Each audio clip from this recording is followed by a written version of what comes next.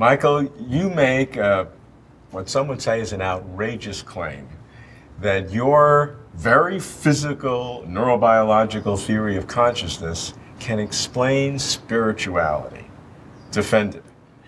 Well, I would say that one of the things we do as people, we're very social, obviously, very social animals. One of the things we do is attribute mind states to each other.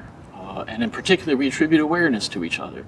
We're built to do this. We're very good at this. This is what makes us successful as a species.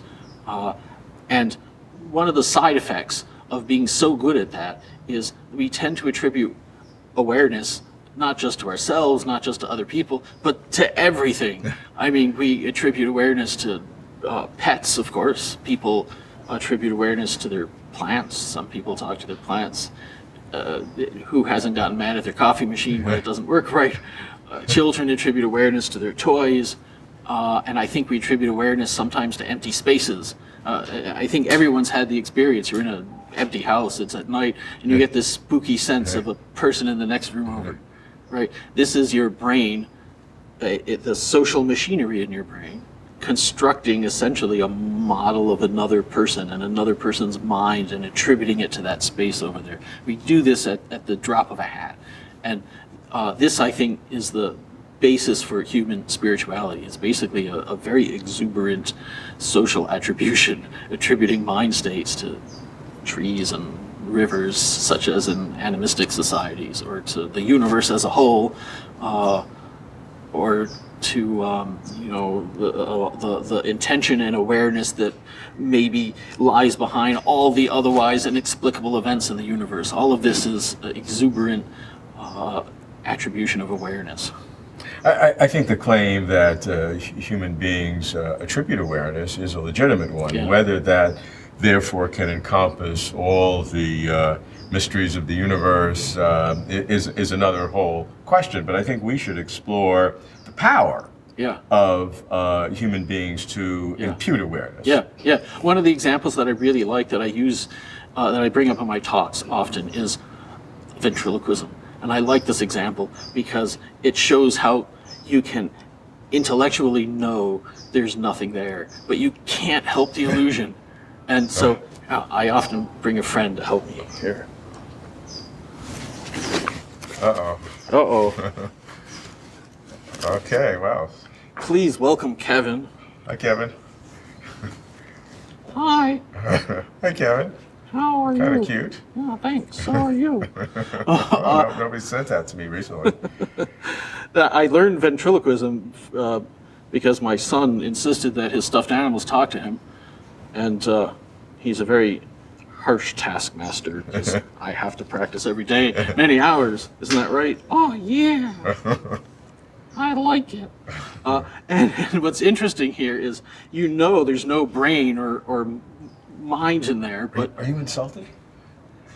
I don't have a brain, but I'm conscious. I think that means his theory's wrong. Sorry, sometimes he just sort of gets out of line like that. But the point is, you really get, you get this vivid sense of this awareness kind of emanating out of him. You can't help it. And so there's this real distinction between what you know to be true and this, what you might call real raw social perception. And I think that's very powerful. It's a very powerful illusion in this case. Well, spirituality is expressed obviously in many different ways. It's expressed in kind of, on one extreme, kind of a harmony with the universe, or rhythms of the universe, and resonate with those within you.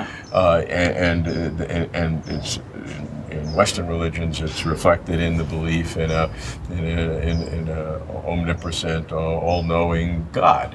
That's all powerful, can do all sorts of good things. So how do you apply that then to the different exemplifications of spirituality? I like bananas. Maybe you put him away for now. Oh man. Bye, Kevin. Sorry, Kevin. I'm feeling bad. You put him in a a suitcase I now. know. I mean, you've done it to me. He doesn't like the suitcase. Complains about it. So, yes, there's this huge range of phenomena that you could call spiritual. Now, you could think in the most narrow definition, spirituality is the belief that there are spirits, that there are other minds that are not linked to a physical body. And it's in that sense where this kind of theory that we have works so well. There may be other spiritual experiences that I wrote a piece at some point about music and spirituality, and whether one of the reasons why music is a kind of spiritual experience is because it begins to evoke some of the social machinery. That is, we react to the music because we see intentionality and organization in it, and so we start thinking about what kind of mind would have put that together, and we develop a kind of a relationship with that mind that we perceive in the music. So there may be quite a huge range of spiritual experience that comes out of us as social beings. So we're saying it's not just the obvious of imputing a mind to Kevin, Yes. And generalizing that, but there may be second order approaches Yes. where that same powerful inner requirement of evolution that is built in us will then express itself in broader ways that might not even be recognized at subsequent stages. Yes, exactly. Yes, yeah. And so does that undermine all spirituality in your mind? Well, I don't know about undermine. I think that, you know, You can tell me the truth. I often get it from both sides on this question, because I find religion and spirituality completely fascinating. I am not a religious person, I'm an atheist, but I find it completely fascinating. I think it's completely irrational and fascinating. And one of the reasons why I don't mind it, and I think it's perfectly great, you know, is because there's so many other aspects of my life that are also quite irrational that I enjoy, like music. That is, you know, an irrational endeavor, and there's no real utility in putting food on your plate or whatever. But, you know, that's what we are as humans. We're these wonderful social beings with all kinds of interesting social connections to each other that defy precise logic.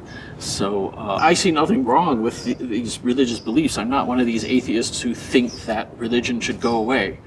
In fact, I think that studying it and understanding it at some scientific level is a type of homage to it. And so this theory that we're working on, that awareness itself is something, it's an attribution. We attribute it to ourselves, we attribute it to other people, and we attribute it to gods and angels and ghosts and so on. This kind of theory is